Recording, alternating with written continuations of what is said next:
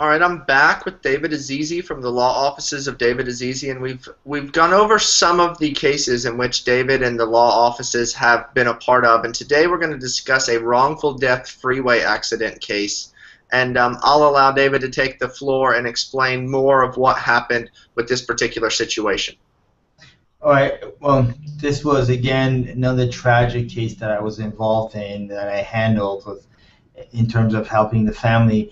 It was a wrongful death case, and what essentially happened was our client was driving a tow truck, and it was a rainy night. It was on and off, and it had drizzled. At the time of the accident, the contention was that the rain had stopped. But while our client, who unfortunately passed away, and in this case he was survived by his wife and 4 children, was driving on the, I'm trying to figure out, oh, it was the I-60 freeway. He was traveling on that freeway. He hit a spot where his vehicle lost control, hit the center divider, and the vehicle kind of became inoperable. And then here comes another super shuttle van that's coming from some distance away, who then collided into our client and just instantly killed him as a result of the collision. It was a pretty contentious lawsuit. They claimed that the super shuttle driver didn't have enough distance or time to be able to see our client, whose vehicle was disabled, on the roadway, because there was no lighting, nothing whatsoever, because our client's vehicle was off.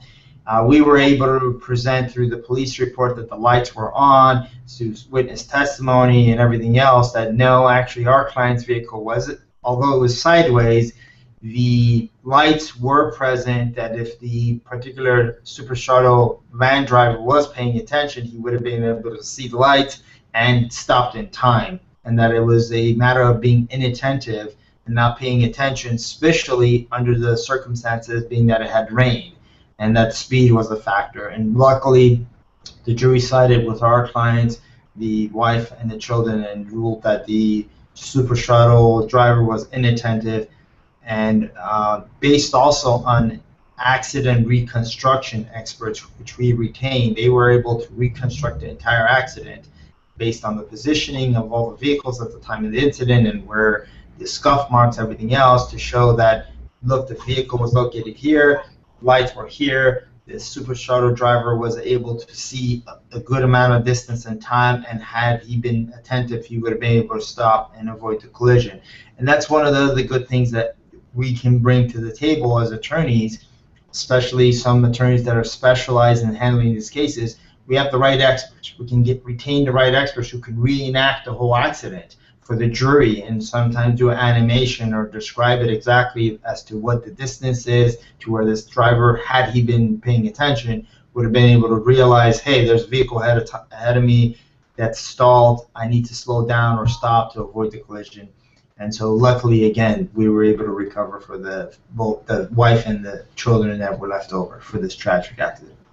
And that's very good information, David, because you're exactly right. There are some cases that there needs to be special resources. There needs to be more information that some attorneys just can't provide. And the law offices of David Azizi are a law firm that absolutely can provide that for you. So if you have been in any type of accident or something, they will be able to assist you. And the phone number will be above in this YouTube video, and it will be below in the YouTube information. So feel free to contact them. And David, thank you very much for the information.